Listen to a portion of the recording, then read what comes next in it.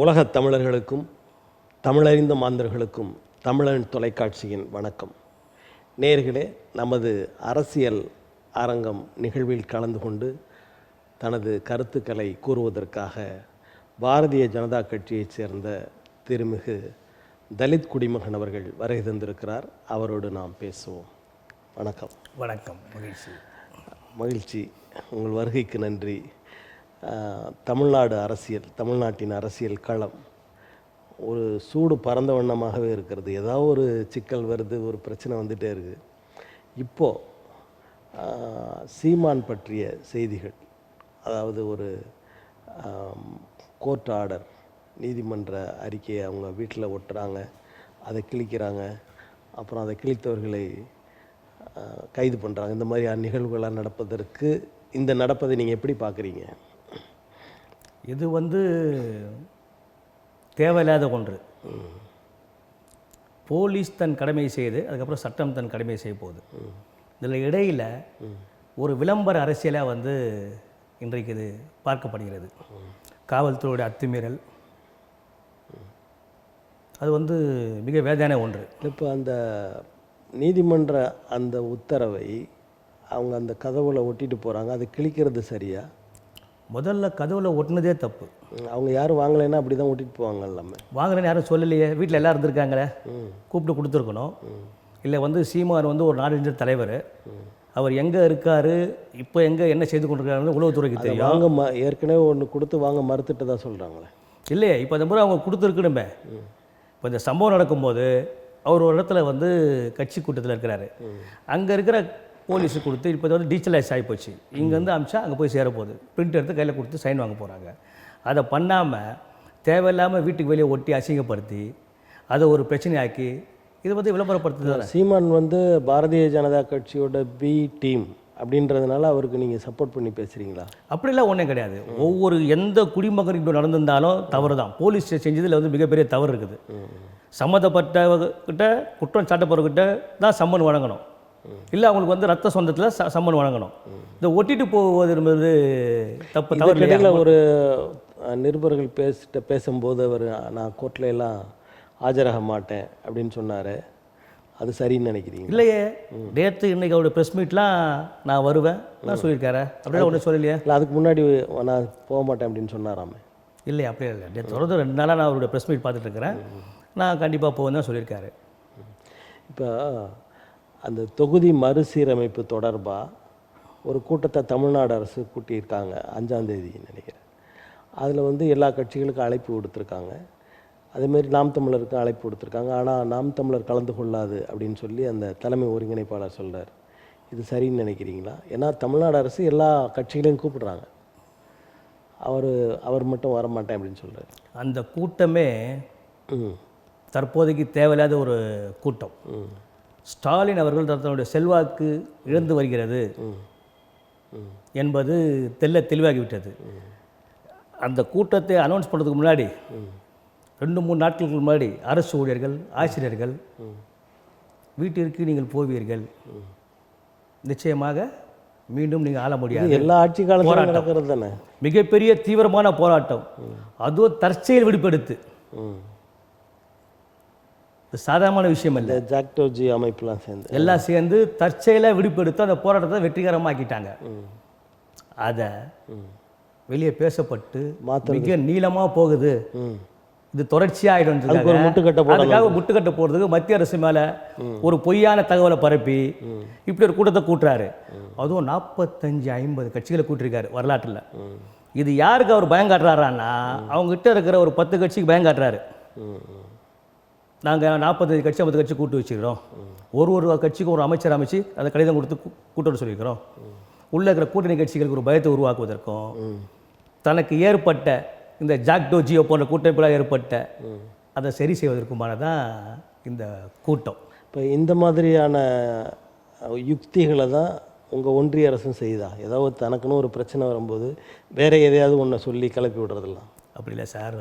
அரசியலே 5 ஆண்டுகளுக்கு ஒரு முறை மாற்றம் வரும். உங்களுக்கு தெரியாத ஒன்றும் கிடையாது. 60 மாதம் ஸோ வாரம் ஒரு பிரச்சனை வரதான் செய்யும். ஒரு முதலமைச்சர் இருந்தாலும் சரி, அது பிரைம் மினிஸ்டர் இருந்தாலும் சரி, அதை சரியாக கையாளணும். அது மாதிரி இதுவும் ஒரு பிரச்சனை தான். அதை ஒரு சரியாக கையாளணும். அது வந்து மிக ராஜதந்திரமா, ரொம்ப புத்திசாலித்தனமா. ஏன்னா இன்றைக்கு 3 முக்கியமான பிரச்சனையில் வந்து நம்முடைய முதலமைச்சர் ஸ்டாலின் மாட்டின்னு இருக்காரு.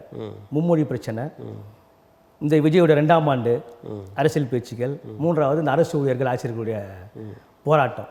இதை திசை திருப்ப வேண்டும். நீங்கள் பார்த்தீங்கன்னா இப்போ இது வந்து அரசுக்கு நெருக்கடி, அலுவலர்கள், அரசு அலுவலர்கள் வேலைநிறுத்தம் பண்ணுறது.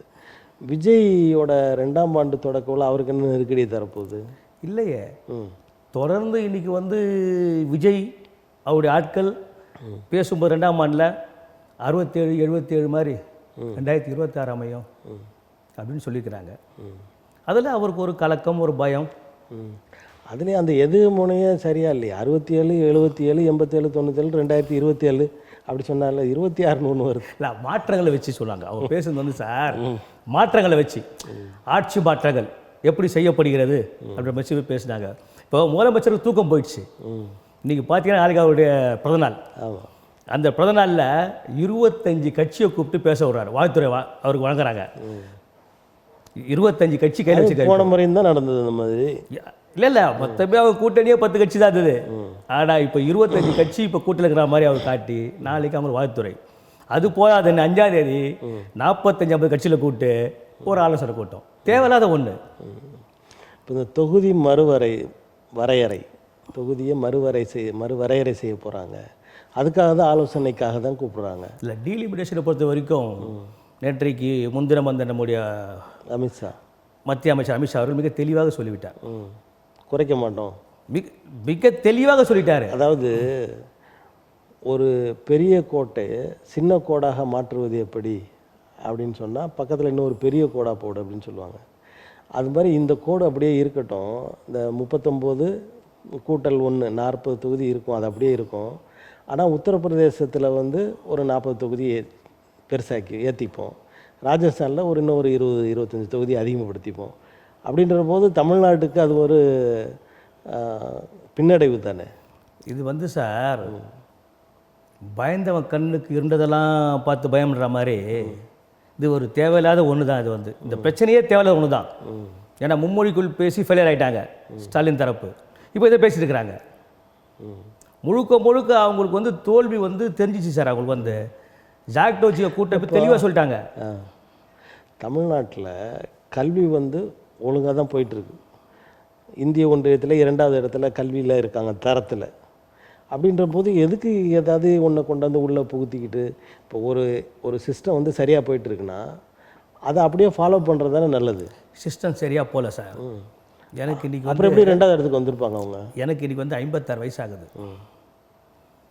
எங்கள் தாத்தா, எங்கள் அப்பா, இவங்க 2 பேருமே திமுக என்ற கட்சியால் தமிழ் தமிழ் தமிழ் என்று சொல்லி இன்றைக்கி அந்த தமிழால் ஒரு எல்லையை தாண்ட முடியாமல் நாங்களாம் இங்கே அவஸ்தைப்பட்டுருக்கோம்.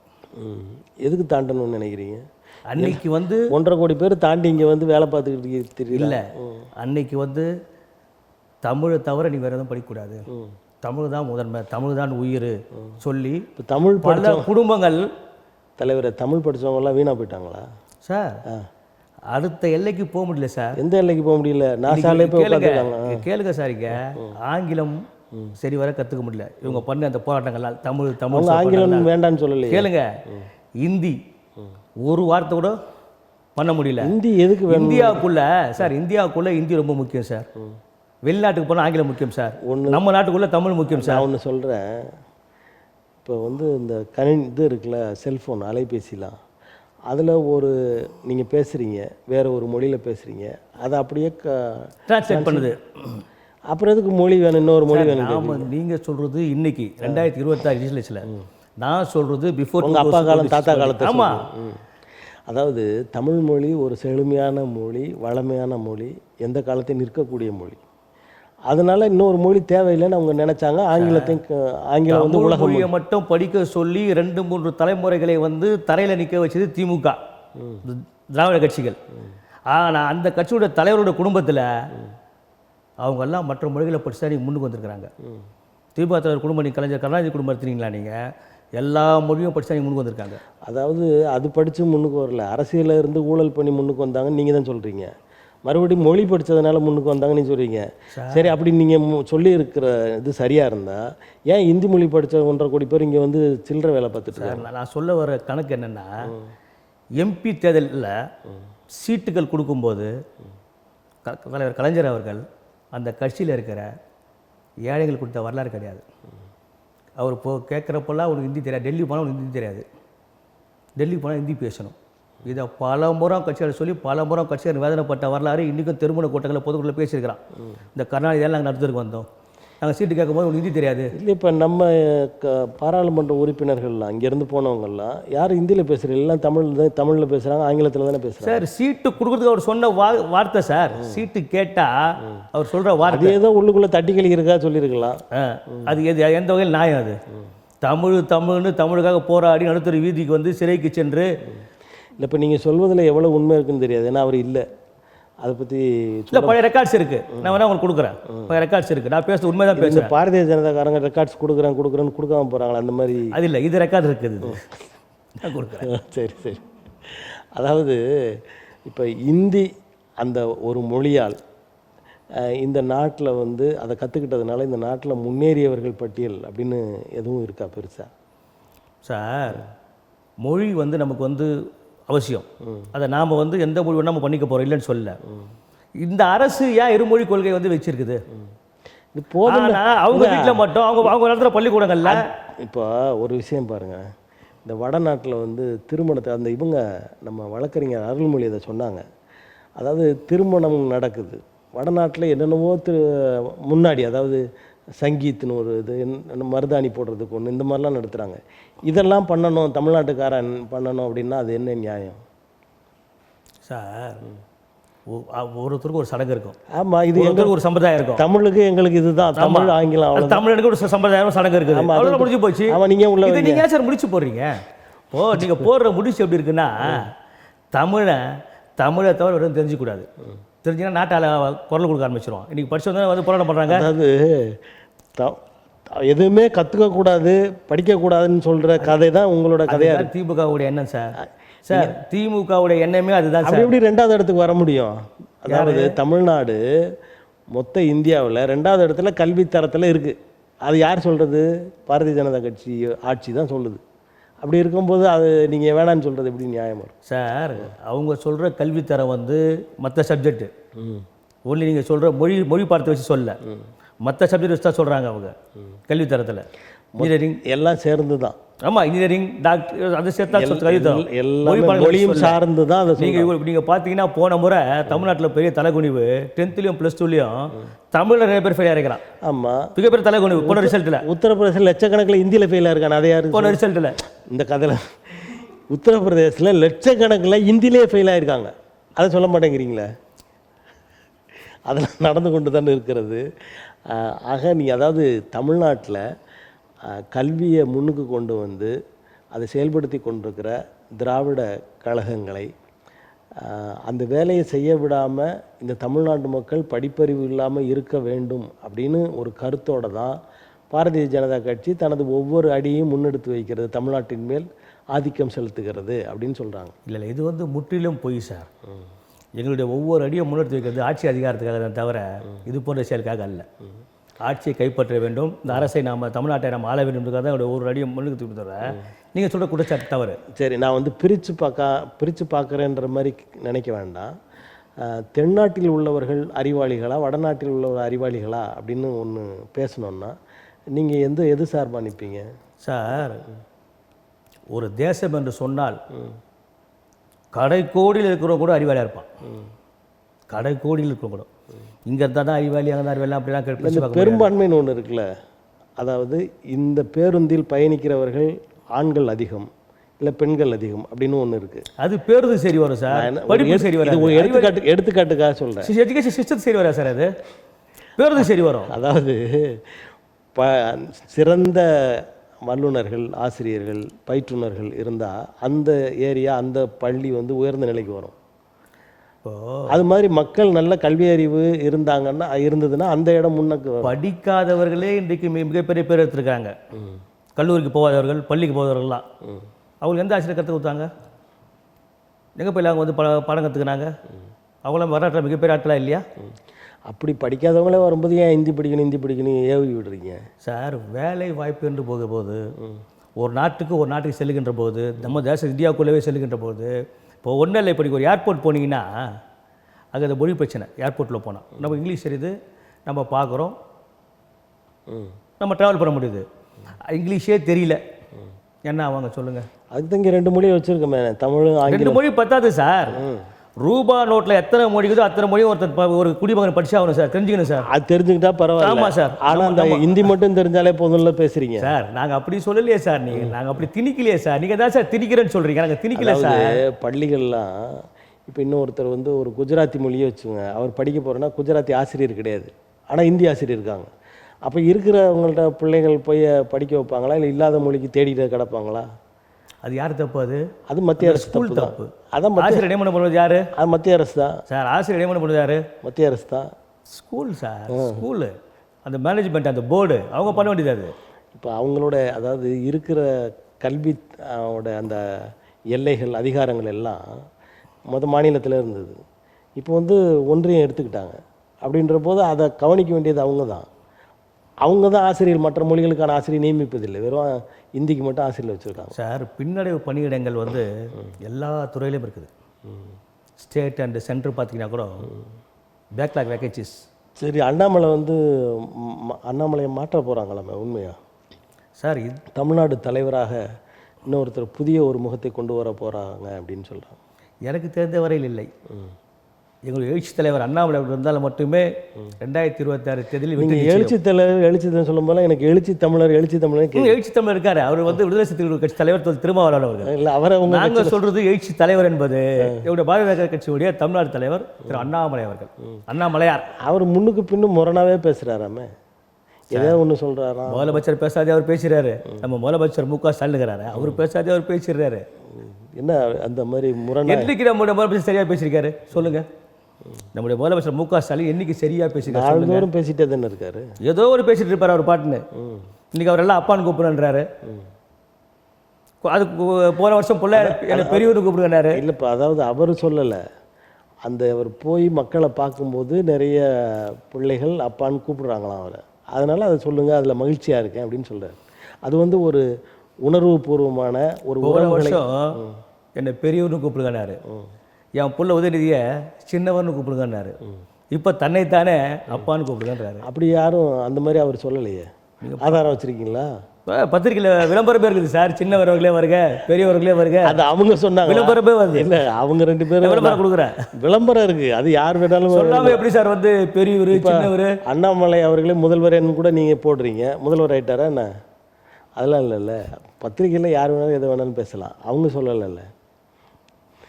இந்த மாதிரியான அதாவது சின்ன சின்ன பிரச்சனையிலிருந்து பெரும் பிரச்சனைகள் வரைக்கும் அண்ணாமலை அவர்கள் மாற்றி மாற்றி பேசுவதால் இந்த தலைவர் வேண்டாம், வேற தலைவரை வைக்கலாம் அப்படின்னு சொல்லி பாரதிய ஜனதா கட்சி மேலிடம் முடிவெடுத்திருப்பதாக சொல்கிறாங்க. எங்களுக்கு தகவல் இல்லை சார். எங்களுடைய தலைவர் அண்ணாமலை இருந்தால் மட்டுமே 2026 வெற்றி நிச்சயம். அப்போ அவர் இல்லைன்னா வெற்றி உங்களுக்கு கிடையாது. திடீர்னு மாற்றிட்டாங்கன்னா என்ன பண்ணுவீங்க? அப்போ உங்கள் வார்த்தை என்ன ஆகும்? அந்த புதிய தலைவர் வந்துட்டாருன்னு வச்சுக்கோங்க. இப்போ 2026க்கு முன்னாடி சார் தலைவர் யாரோ இருந்தாலும் ஏற்றுக்கொள்வோம், அது ஒரு கட்சியுடைய ஜனநாயக மரபு. ஆனால் இந்த எழுச்சி இருக்காது. தலைவர் அண்ணாமலையுடைய அந்த வீரியம், அந்த வேகம், அந்த விவேகம், அந்த எழுச்சி இருக்காது. இப்போ ஒவ்வொரு மனிதர்கள் ஒவ்வொரு இடத்துலையும் ஆளுமையாக இருக்கும் பொழுது கூட அடுத்து வர்றவங்க முன்பிருந்தவர்களை விட வேகமாகவும் விவேகமாகவும் வீரத்தோடவும் இருக்கிறாங்க தானே? இல்லை, வரலாம். அதுக்கு இது டைம் இல்லை. ஏன்னா நமக்கு வந்து 2026 தேர்தல் இருக்குது.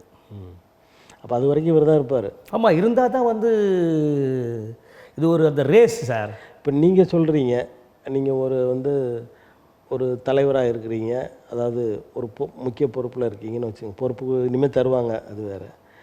ஆனால் இதற்கு முன்பு தமிழ்நாடு பாரதிய ஜனதா கட்சியில் பெரும் புகழ் பெற்றவர்கள்லாம் இருக்காங்க.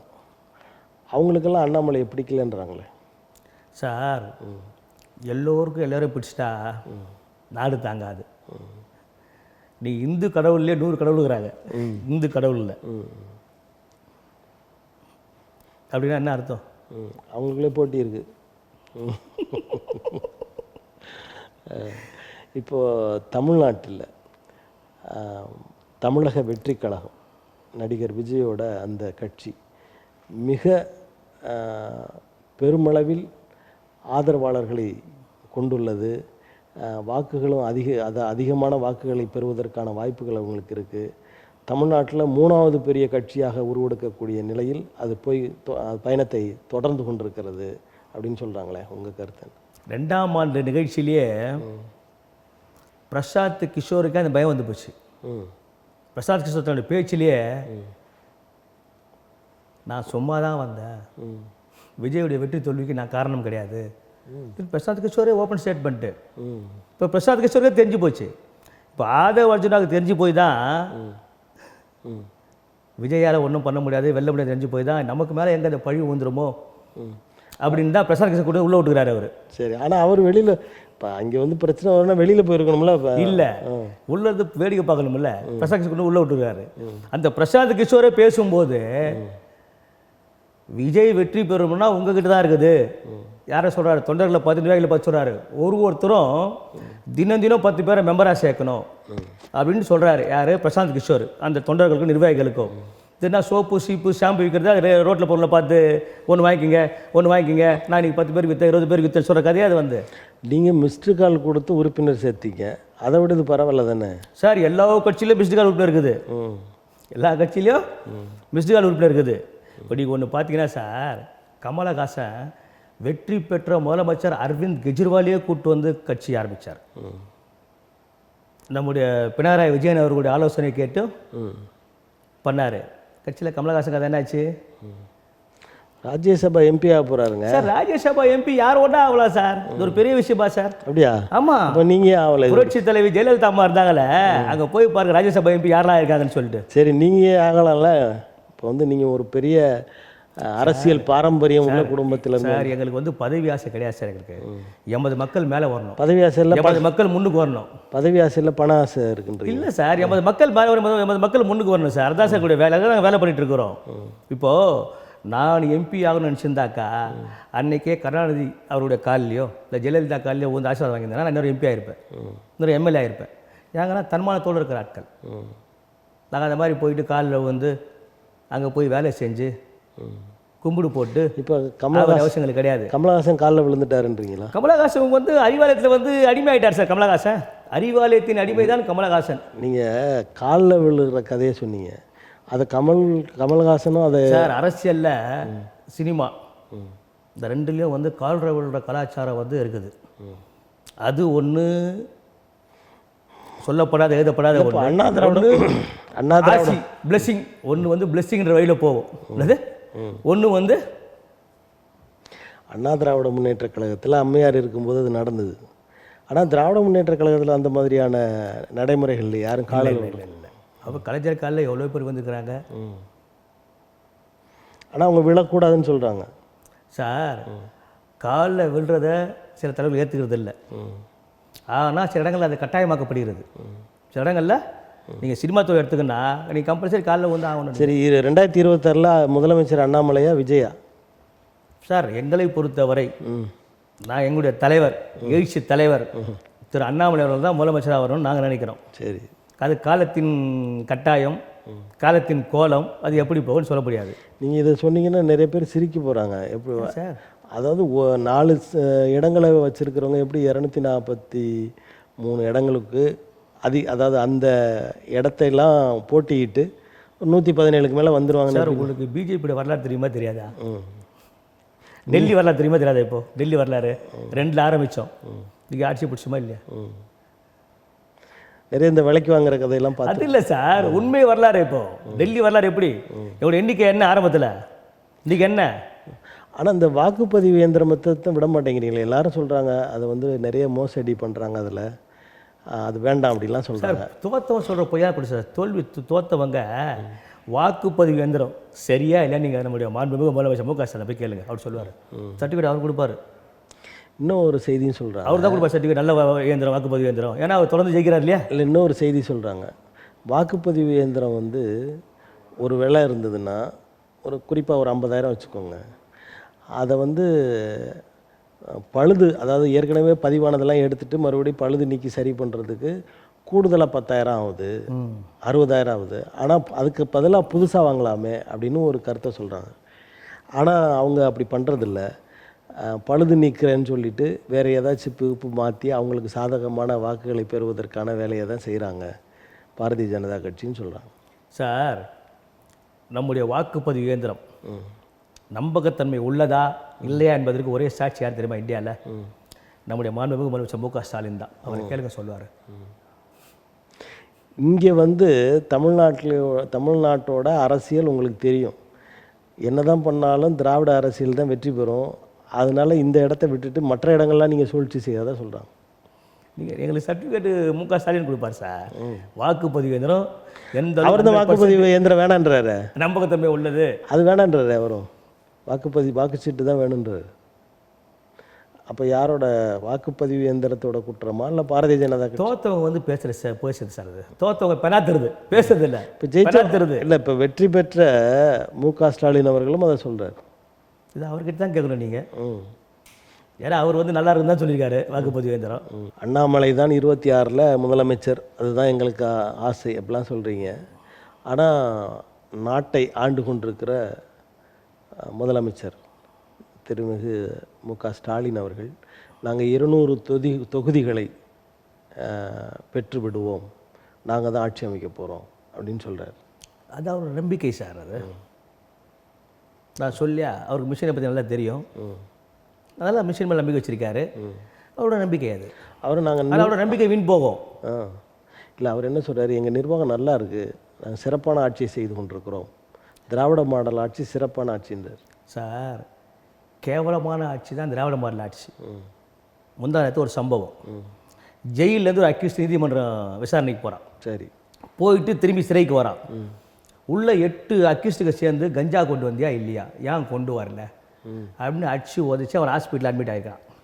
இது அசிங்கம் இல்லை? இது உள்ளேருந்து விசாரணைக்கு வெளியே போயிட்டு வரவன் கஞ்சா எடுத்துருவாங்க. அப்போ இதுதான் நடக்குதுன்னு அர்த்தம். வெளியே போகிற ஒரு அக்யூஸ்டு மூலமாக உள்ள கஞ்சா வந்துட்டு இருக்குது. இந்த கஞ்சான்ற அந்த போதைப் பொருள் தமிழ்நாட்டில் விளையலை, வெளி மாநிலங்கள் வந்து வருதுன்றாங்க. அந்த வெளி மாநிலங்கள் என்று சொல்லும்போது வட மாநிலங்கள் இருந்து தான் வருது.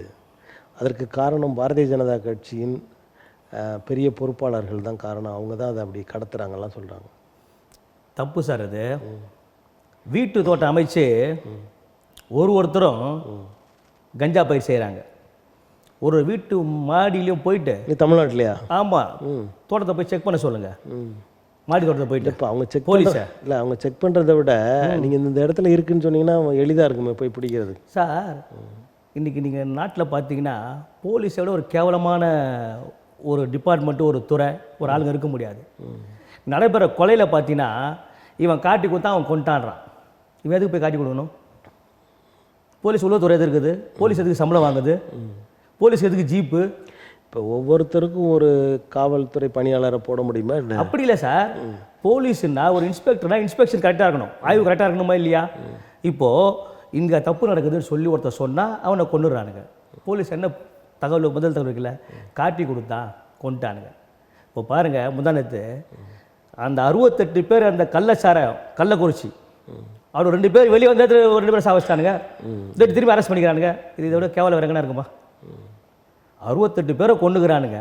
அவன் வெளியே வந்து நேற்று கள்ளச்சாராயம் வைத்து நேற்று மரணம், இன்றைக்கி அரெஸ்ட்டு. அந்த கண்ணுக்குட்டின்றவனையும் அந்த கோவிந்தராஜன்றவனையும். இது இந்த அநியாயம் என்ன இருக்குமா சார்? இதற்கு அந்த 6 மாதம் கூட அவ்வளோ சார் சம்பவம் நடந்தது. அந்த தனி மனிதர்கள் காரணமா இல்லை வந்து காவல்துறை காரணம்னு நினைக்கிறேன்? காவல்துறை இவங்க தான் விற்க சொல்கிறாங்களா? இவங்க தான் சார். இன்னைக்கு இன்கம் பார்க்காம ஒரு இன்ஸ்பெக்டர் வீட்டுக்கு போகிறதில்ல சார். நைட்டு ஒரு இன்ஸ்பெக்டரும் இன்கம் பார்க்காம வீட்டுக்கு போகிறதில்ல. இன்கம் பார்த்து தான் வீட்டுக்கு போகிறாங்க. அப்போ இன்கம் எப்படி வரும்? எப்படி, அதாவது அரசுக்கு எதிராக அல்லது காவல்துறைக்கு எதிராக இப்படி உங்களை போன்றவர்கள் பேசுனீங்கன்னா உங்களை வந்து மிரட்டுறாங்க, இல்லை உங்களுக்கு எதிரான வேலைகளை செய்கிறாங்க காவல்துறை அப்படின்னு சிலர் சொல்கிறீங்க. அதெல்லாம் அப்படி அந்த நடக்குதா இங்கே? சார், என்னை பொறுத்தவரை நாங்கள் பொது வெளிக்கு வந்து விட்டோம் சமூகத்துக்காக. நாங்கள் அந்த காவல்துறை உருட்டல் மிரட்டல் நாங்கள் பயப்பட மாட்டோம். நாங்களாம் உயிர் போனால் மயிர் போனாமல் நினைக்கிறோம். நாங்கள் எங்களுக்கு மானம் போனால் தான் உயிர் போனாமல் நினைக்கிறோம். நாங்கள் எங்களுக்கு உயிர் போனால் மயிர் போனால் நினைக்கிறோம். நாங்கள் கேட்குறது என்னன்னா, ஒருத்தன் காட்டி கொடுத்தா அவன் கொண்டுறானா இல்லையா?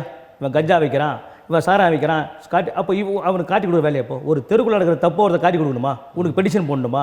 உனக்கு மனு புகார் எழுதணுமா? இப்போ காலகாலமாகவே இந்த இன்ஃபார்மர்கள் அப்படின்னு யாருக்கு தெரியாதவங்க, அதாவது காவல்துறைக்கு சொல்கிறவங்களாம் இருக்காங்க. அந்த மாதிரியான ஆட்கள் பயன்படுத்தி தானே ஆக வேண்டியது இருக்குது சில நேரங்கள். சார், இன்ஃபார்மர் என்பது அது வேறு, அது போலீஸ் சப்போர்ட் இருக்கும். போலீஸே கண்டு கொள்ளாத ஒரு செய்தியை, ஒரு குற்றத்தை ஒருத்தர் பெட்டிஷன் போகிறான்னு வச்சுக்க, ஒரு பொதுநலனோட இந்த தப்பு நடக்குதுன்னு இந்த நியூஸு அவனுக்கு போகுது, குற்றம் செய்கிறவனுக்கு, அவனை கொண்டுடுறானுங்க. போலீஸ் என்ன செய்தி சொல்லுது? காட்டி கொடுத்ததால் கொன்று விட்டனர். ஒருத்தன் காட்டி கொடுத்து அவன் கொலையாரு, நீங்கள் என்ன பிடிங்கிக்கிறீங்க போலீஸ் ஸ்டேஷனுக்கு? அந்த ஊரில் போலீஸ் பிடுங்குறதுக்கா போலீஸ் ஸ்டேஷனு? இது இந்த வார்த்தைகள் கொஞ்சம் பார்த்து பேசுங்க சார். அப்படி கிடையாது சார். ஒரு உயிர் அவ்வளோ வேல்யூ சார். இப்போ நாங்கள் பொது வெளிக்கு வரோம், எங்கள் உயிர் மயிறு சமானம். அப்பாவி உயிர்கள் வேல்யூவானது. அவனை நம்பி குடும்பம் இருக்குது. அவன் ஒரு சொன்னாது அவன் செத்து போறாக்கா, அது வேடிக்கை பார்க்கதான்னு கேட்குறேன். இப்போ நீங்கள் வேடிக்கை பார்க்க முடியாது. நீங்கள் தாழ்வு, இன்னொருத்தர் உயர்வுலாம் கிடையாது, எல்லாரும் சமமான. அப்போ எப்படி வேடிக்கை பார்க்க முடியாதா சார்? இது மாதிரி எக்கச்சக்கமான மரணங்களுக்கு இன்ன வரைக்கும் தீர்வு கிடையாது சார். இப்போ தமிழ்நாட்டில் இதெல்லாம் நடக்குது, பாரதிய ஜனதா ஆளும் மாநிலங்கள் இதெல்லாம் நடக்கலையா சார்? தொடர்ந்து இந்தியா ஃபுல்லாக நடக்குது சார். எல்லா குற்றச்சாட்டுக்கும் அப்போ எல்லா கட்சிகளும் எல்லா காவல்துறை பவர்ஃபுல் போலீஸ் டிபார்ட்மெண்ட் சார் தான் வேலையை ஒழுங்காக செய்யணும். இதுக்கு தான் வேலையை போலீஸ் டிபார்ட்மெண்ட் ஒழுங்காக செய்கிறதே இல்லை. நாடு முழுக்க அப்படி தான் இருக்குது. நாடு தேசம் முழுக்க அப்படி தான். அப்போ மத்திய அரசையும் மாற்றிடலாம், மாநில அரசையும் மாற்றிடலாம் சார். இதில் அரசை குறை சொல்லி பிரயோஜனம் கிடையாது சார். நம்ம குறை சொல்ல வேண்டியது டிஜிபியையும், கமிஷனர் ஆஃப் போலீஸையும், இன்ஸ்பெக்டர் ஆஃப் போலீஸையும் முதலமைச்சர் குறை சொல்லணும். முதலமைச்சர் ஸ்டாலின் அவர்களை குறை சொல்ல சார், ஒரு முதலமைச்சர் ஒரு சிலர் தான் பார்க்க முடியும். நாளைக்கு நானே முதலமைச்சராக இருந்தாலும் நீங்களே கட்சி மாதிரி மு.க. ஸ்டாலினுக்கு வாக்களிப்பீங்க போல இருக்க. ஏன் சார்? இப்போ நான் நல்லவர்னு சொல்கிறேன் சார். நல்லவர் என்று சொல்லவில்லை சார். ஒருத்தர் அவர் என்ன பண்ண முடியும்? டிஜிபி தானே பண்ண முடியும் சார். ஒரு ஏரியா கைக்குள்ளே வச்சுக்கிறது இன்ஸ்பெக்டர், ஒரு லேண்ட் ஆர்டரில், அது நிர்வாகத்துறையில் தாசில்தார். இவங்க 2 பேரும் கரெக்டாக தெரியும் சார். இந்த 2 பேருமே எல்லா மக்களையும், அவங்க எல்லைக்குள்ள எல்லா மக்களையும் தொடர்ந்து கண்காணித்துட்டு இருக்க முடியும்னு நினைக்கிறீங்களா? சாத்தியம் சார். வேலை அதான் சார். சம்பளம் அதான், யூனிஃபார்மு அதுதான், துப்பாக்கி அதான், லட்டி எது குத்து வச்சிருக்கிறோம், அதான வேலை. இல்லை, நான் என்ன சொல்கிறேன், எல்லா மனிதர்களையும் அந்த ஒருத்தர் மட்டும் எப்படி பார்க்க முடியும் சார்? ஒரு இன்ஸ்பெக்டருக்கு அவருடைய ஜூரிஷனில் ரவுடி எத்தனை பேர், கேடி எத்தனை பேர், திருடன் எத்தனை பேர், நல்லவன் எத்தனை பேர், முதியோர் எத்தனை பேர், வயசானவங்க எத்தனை பேர், ஊனமுற்ற எத்தனை பேர், விஐபிஸ் எத்தனை பேர், இது தெரிஞ்சு இருக்கணும் அப்படின்னு நினைக்கிறீங்க? இருக்கணும். அதான் சார் ஏற்கனவே இருந்தது சார். முன்ன சார், முன்ன போலீஸ் சைக்கிளில் போகும்போது ஒன்லி டெலிஃபோன் தான், எல்லாமே இருந்தது, வாட்சிங் கரெக்டாக இருந்தது. ஆனால் இன்றைக்கி டிஜிட்டல் ஆகி போச்சு. நீங்கள் உட்காந்து பார்க்கலாம். இன்றைக்கி ஒரு புகார் போனால் போலீஸ் கேட்குற முதல் கேள்வி, சிசிடிவி கேமரா வீட்டில் இருக்குதா? எல்லா சிசிடிவி கேமரா வாங்கி வச்சுட்டா வீட்டுக்குள்ளே உட்காந்துக்க முடியும். அப்போ இந்த கேள்வியே தப்பு இல்லை, போலீஸ் கேட்குறது கேள்வியே தப்பு இல்லை சார். அதனால இந்தியாவில் இருக்கிற போலீஸ்லாம் மாறணும் இல்லை சார், தன்னை மாற்றினோம் சார். வாங்குற சம்பளத்துக்கு ஒழுங்காக வேலை செஞ்சால் போதும் சார். நான் என்ன சொல்கிறேன்னா, வாங்குற சம்பளத்துக்கு போட்டுக்கிற ட்ரெஸ், நேர்மையான அதிகாரிகளே இல்லைன்னு 10% இருப்பாங்க, 10% இருப்பாங்க. 90% நீங்கள் எடுத்து பாருங்கள். நீங்கள்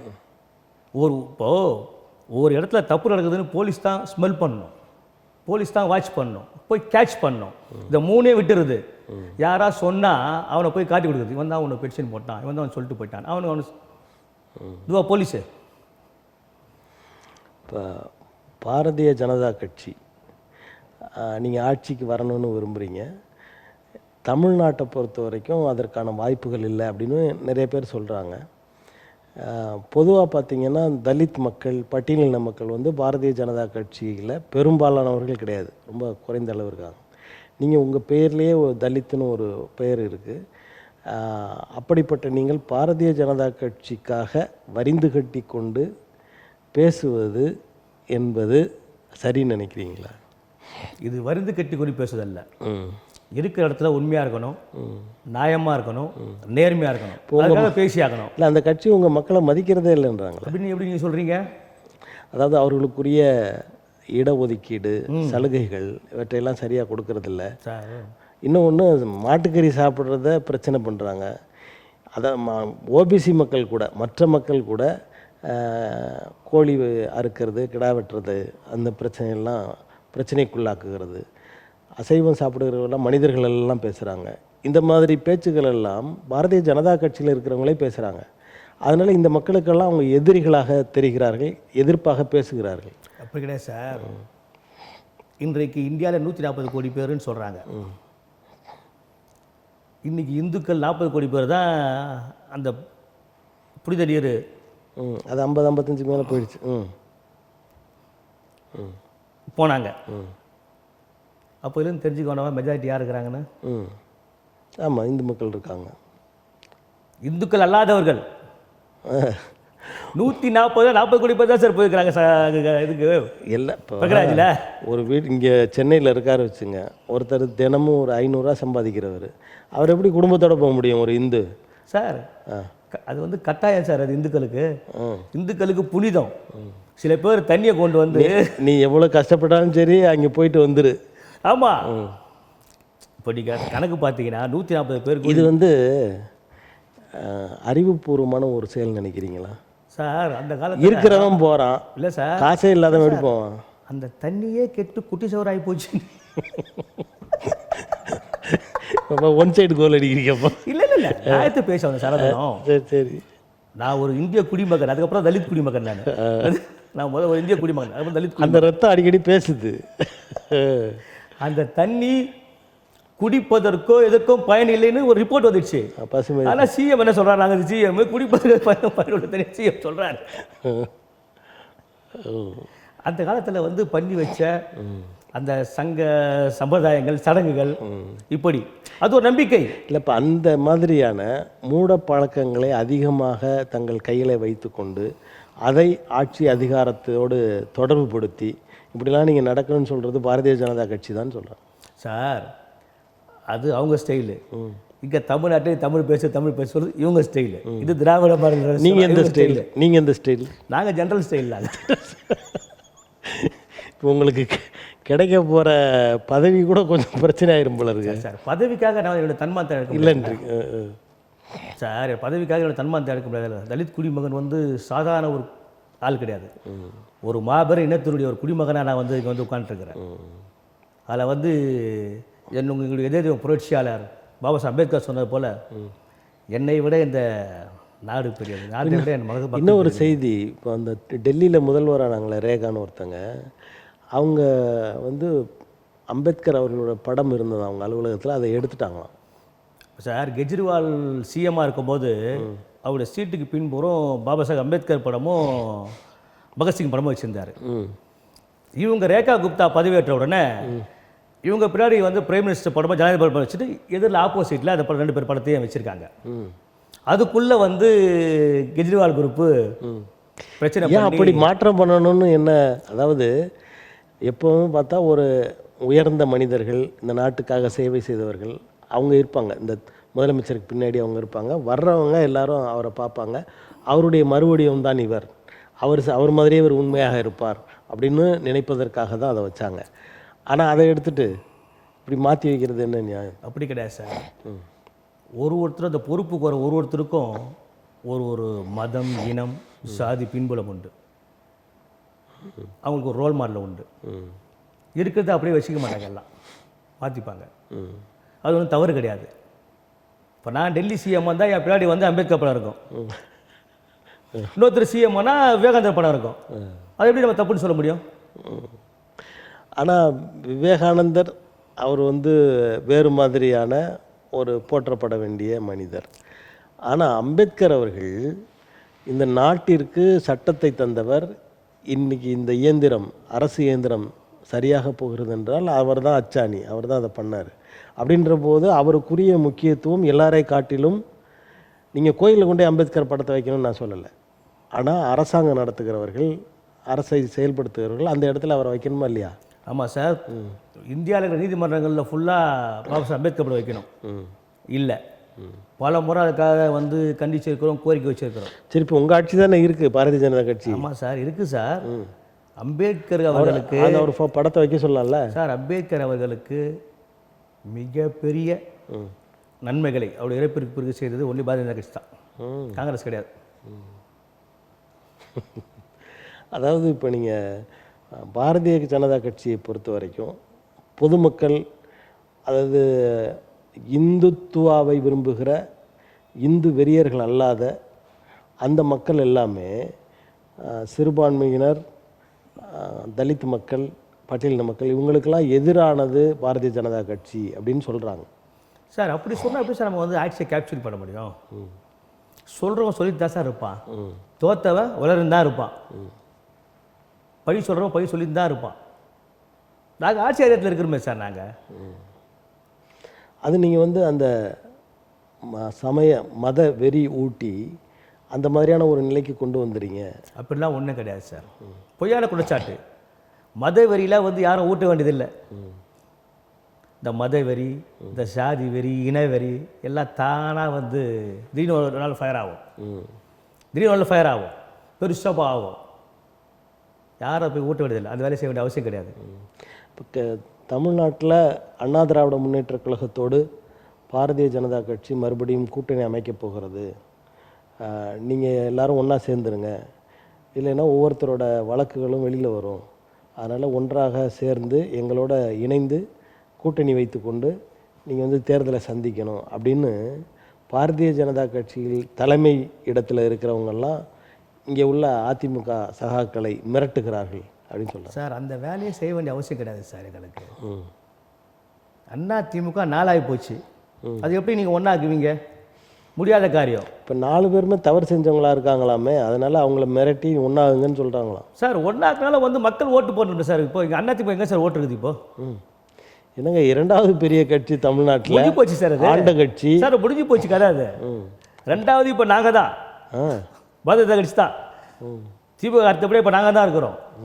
ஆனாலும் திமுக முன்னாடி தான் இருக்குது. ஆமாம், திமுக நீங்கள் ஆள்றாங்க, அடுத்து நாங்கள் ஆளுகிறோம், செகண்ட் பிளேஸ் போவாங்க திமுக. அண்ணா திமுக முடிஞ்சு போன கதை சார். அது பேசி பிரயோஜனம் கிடையாது சார். அது நீங்கள் வேணால் ஃபஸ்ட்டெல்லாம் வந்து கூப்பிட்டு ஓபிஎஸ் அவர்களை கூப்பிட்டு பேட்டி எடுங்க, டிடி தினகரனை கூப்பிட்டு பேட்டி எடுங்க, இல்லை சின்னப்பா சசிகலா கூப்பிட்டு பேட்டி எடுங்க. உங்களுக்கு அவங்க சொல்லுவாங்க, நான் சொல்கிறத விட. நாங்கள் வரமாட்டோம். இல்லை எடப்பாடியோட கண்டிஷன் என்னென்னு இதுக்குனால என்ன? ஆனால் அவங்க எல்லாருமே சொல்கிறாங்க, நாங்கள் ஒன்று சேர்ந்தால் நாங்கள் தான் ஆட்சி ஆளுவோன்னு சொல்கிறாங்க. தனித்தனியாக கேட்டாச்சு. என்னை மாதிரி நிறைய பேர் பேசியிருக்காங்க, கேட்டிருக்காங்க. இந்த 4 தரப்பும் ஒன்றானால் 2026 எங்களது ஆட்சி, அண்ணா திராவிட முன்னேற்ற கழகத்தின் ஆட்சி தான் நடைபெறும்னு சொல்கிறாங்க உறுதியாக. நாங்கள் பாதிதாக இருக்கிற வரைக்கும், யாரும் ஆட்சி தலைவர் அண்ணாமலை இருக்கிற வரைக்கும் நாங்கள் தான் ஆட்சி. அண்ணாமலை 26 இல்லை, அண்ணாமலையார் திடீர்னு வேறு மாநிலத்துக்கு பொறுப்பாளரை மாற்றிட்டாங்கன்னா அப்போ ஆட்சிக்கு உங்கள் கட்சி ஆட்சிக்கு வராதா சார்? எலெக்ஷன் முடிஞ்ச தான் சார் மாற்றம் இருக்கும். தற்போதைக்கு மாற்றம் இருக்காது சார்.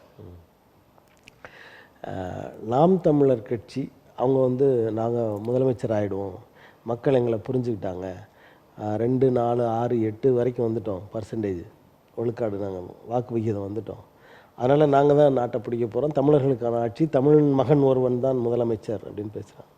யார் பேசுறது? நாம் தமிழர் கட்சி. எப்போ பேசினார்? அவர் தொடர்ந்து அதுதான் பேசிகிட்டு இருக்காரு. அது அவருடைய எண்ணம். அது இல்லை, அந்த கட்சியில் முக்கியமாக பேசப்பட்ட ஒரு பெண் ஆளுமை காளியம்மாள் என்பவர் வந்து விலகி இருக்கிறார். அதை எப்படி பார்க்குறீங்க நீங்கள்? சார், ஒரு கட்சியில் கொஞ்ச காலம் தலைவரை பிடிக்கும், சில பேருக்கு பிடிக்காது. அப்போ வெளியே போகிறது சகஜம் தானே. அது அவரே சொல்லிட்டார்ல, இலையுதிர் காலம் மாதிரி இது கலையுதிர் காலம்ன்ட்டு.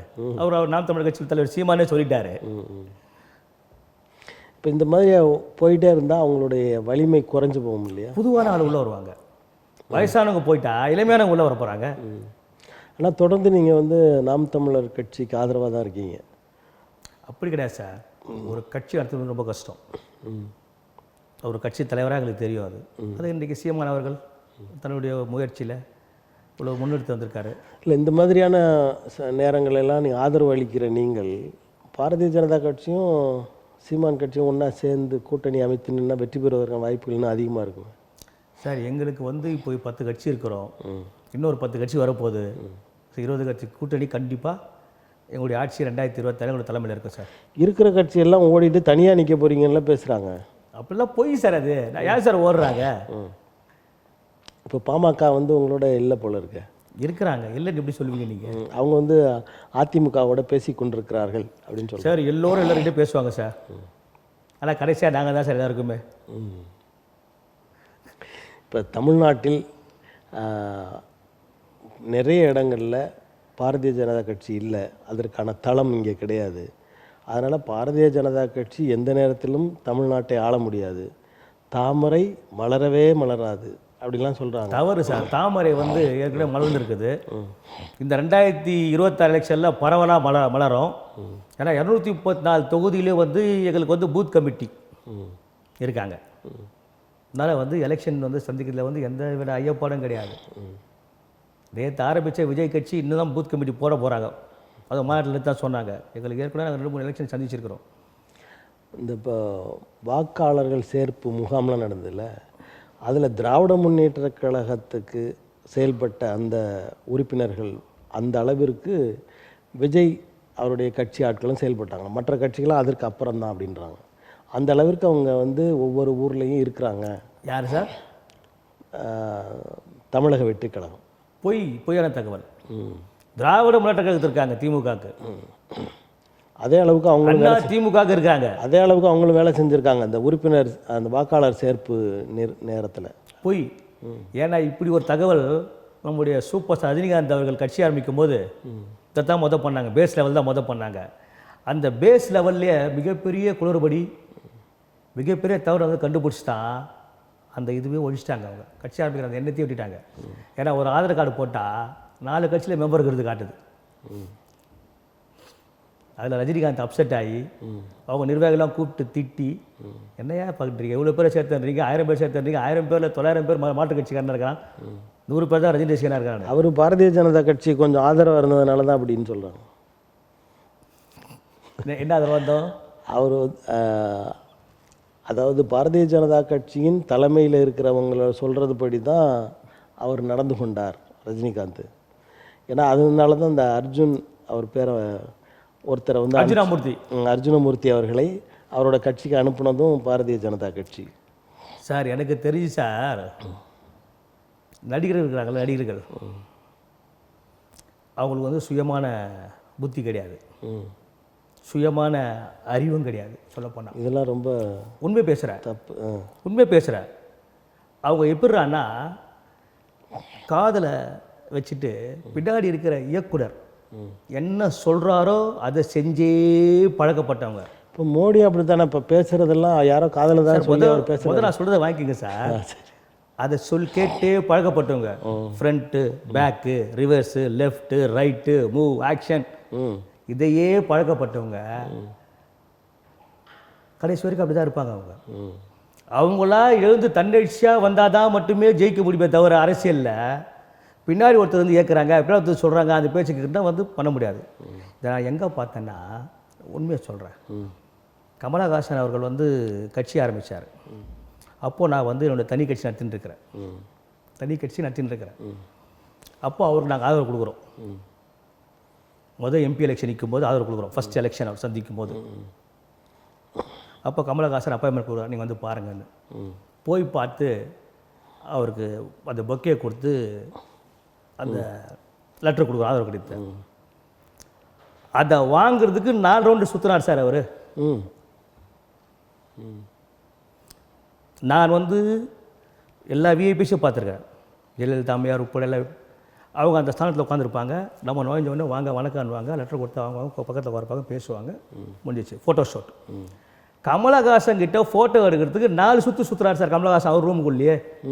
அவங்க பின்னாடி கேட்டுன்னு அவங்க அவுட் ரூமில் இருக்கிறான். நான் அவர் கையை பிடிச்சி, சார் நில்லுங்க சார், என்ன சார் சுற்றி நிற்கிறீங்க, நில்லுங்க சார் எடுப்பா அப்படின்னு கேமராமேனை கூப்பிட்டு நான் ஃபோட்டோ எடுப்பான்னு சொல்லி லெட்டர் கொடுத்துட்டு வந்தேன். அப்போ தான் வெளியே வந்து பார்க்குறேன், என்னப்பா ஒரு இவ்வளோ பெரிய ஆக்டராக இருக்கார், நம்ம வரோம் வந்து டக்குன்னு பேசி டக்குன்னு ஃபோட்டோ எடுத்து அனுப்பாமல் லெஃப்ட் நிற்குதா, ரைட் நிற்குதா, இப்படி நிற்குதா, அப்படி நிற்குதான்னு பின்னாடி இருக்கிற இன்ஸ்ட்ரக்ஷன் கொடுக்குறான் சார். இப்போ இது அநியாயமா இல்லை? சரி, அது சொல்லி நாங்கள் அன்றைக்கே சொல்லிட்டு வந்தோம் இது விளங்காதுன்னு. நீங்கள் எப்படி ஆயிடுச்சு? அது விளங்கலைனாலும் ஒரு நாங்கள் அன்றைக்கே முடிவு எடுத்தது விளங்காதுன்னு. ராஜ்யசபா எம்பி ஆகிற சார் இதைத்தான் சொல்லிட்டேனே சார், யார் ஒன்றா ஆகலான்னு. இப்போ இதே மாதிரி தான் நரேந்திர தாமோதரதாஸ் அவர்களையும் யாரோ பேசி தான் அவர் பின்னாடி ஒருத்தர் சொல்கிறது கேட்டதை அவரே பேசுகிறாராம் சார். நம்முடைய பாரத பிரதமர் ம் நரேந்திர மோடி அவர்கள் இது வரைக்கும் இந்தியாவுக்கு கிடைக்காத பிரதமர்களே மிகச்சிறந்த பிரதமர். நம்ம நாடு கொடுத்து வச்சிருக்கணும். கிடைக்காத பிரதமர்னு எல்லாரும் கேளுங்க, நம்ம நாடு கொடுத்து ஏற்றுப்பாங்க. வச்சிருக்கணும். ஏன்னா இந்த வயசுலையும் அவ்வளோ ஃபாஸ்ட்டு, அவ்வளோ கிளியரு, அவ்வளோ சுறுசுறுப்பு, அவ்வளோ தெளிவாக உலக நாடுகளே இன்னைக்கு வியக்கிற அளவுக்கு ஒரு பிரைம் மினிஸ்டர் ஆஃப் அடிக்கடி இந்தியா. அதை சொல்றீங்க, உலக நாடுகள் வியக்குது சார் அவரை. இவர் இருக்கும்போது தான் கையில் விலங்க போட்டு அமெரிக்கா அனுப்புது சார். சட்ட விரோதம் நம்ம ஆளுங்க போந்த நியாயமா அது? ஒரு நாட்டுக்குள்ள நியாயமா அது? சொல்லுங்க நீங்க. தப்பு இல்லையா? இந்த மாதிரி இந்தியனா கூட இருக்கட்டும், நியாயம் இல்லை. சட்ட விரோதமா இல்லையா அது அந்த குடியேற்றம்? அது பூந்ததெல்லாம் குஜராத்துக்காரங்களாமே. சார் அது யாரை வேணா இருக்கட்டும் சார், சட்ட விரோதமா இல்லையா அது? சட்ட விரோதம் என்ன பண்ணுவாங்க? இன்னைக்கு ஒரு நம்ம சீமான வீட்டில் சம்மன் ஓட்ட போது என்ன கதை ஆச்சு? சம்மன் ஓட்ட போன போலீஸ் பண்ண கதைன்னா ஜனநாயக நாட்டில். அப்போ ஒரு இன்னொரு கண்ட்ரியில் போகிறோம், நம்பர் 1 கண்ட்ரியாக இருக்குது வேர்ல்டில், சட்டவிரோதமாக உள்ள அந்த வார்த்தையே தப்பு தானே சார்? நாங்கள் சட்டவிரோதமாக அந்த வந்தவன் என்ன சொல்கிறான், நாங்கள் குடிக்க தண்ணி இல்லாமல், சாப்பிட சோறு இல்லாமல், பயந்து பயந்து பயந்து பயந்து மலை மேலேயும் அது மேலேயும் பதுங்கி போய் அந்த நாட்டை போய் சேர்ந்தோம். போனது தப்பு, இப்போ விலங்கு போனோம் என்ன பண்ண சார் பண்ணுவாங்க? சட்டவிரோதம் தப்பு தானே, யார் பண்ணாலும், எந்த கண்ட்ரியில் பண்ணாலும். சில மனித உரிமைகள்னு இருக்குது. அவங்க தவறு குற்றவாளியாக இருந்தால் கூட சில மனித உரிமைகள் வந்து அடிப்படை உரிமைகள் அப்படின்னு ஒன்று இருக்குது. அதையெல்லாம் மீறி அப்படி கை விலங்கிடப்பட்டது, கால் விலங்கிடப்பட்டதுன்னு சொல்கிறாங்க சார். ஒவ்வொரு நாட்டுக்கு ஒரு சட்டம் இருக்குது. இப்போ நம்ம ஏர்போர்ட்டில் கூட தப்புன்னு சொன்னால் பட்டுன்னு ஆங்கர் பண்ணுறாங்க, நம்ம கேட்க விடாது. அது ஒரு சேஃப்டி மெஷர்மெண்ட் சொல்லுவாங்க. அது வந்து தப்பிச்சு ஓடாமல் இருக்கிறதுக்கு, இல்லை தன்னை சூசைட் பண்ணிக்காமல் இருக்கிறதுக்கு அது ஒரு சேஃப்டி மெஷர்மெண்ட் சொல்லுவாங்க. அது எல்லா கண்ட்ரிலையும் உண்டு சார். அது ஆனால் நீங்கள் சொன்ன அதை பொறுத்தவரைக்கும் தப்பு தான். நம்ம ஆளுங்க போகிறது தப்பு தானேங்க. சரி, நிறைவாக ஒரு கேள்வி. அண்ணாமலை அவர்கள் தமிழ்நாட்டில் முதலமைச்சர் ஆனால் தலித் குடிமகன் எந்த பதவியில் இருப்பார்? நான் பதவிக்காக கட்சிக்கு வரவில்லை சார். நான் எமது மக்கள் நல்லது செய்யணும், எமது மக்கள் வந்து முன்னேற்றத்தில் அடையணும். அதுக்கு பாரதிய ஜனதா கட்சி தான் சரியான தீர்வு என்று நாங்கள் வந்திருக்கிறோம். நன்றி. இவ்வளவு நேரம் உங்களது கருத்துக்களை மக்கள் முன்வைத்ததுக்கு எமது நன்றி. ரொம்ப நன்றி சார். மகிழ்ச்சி சார்.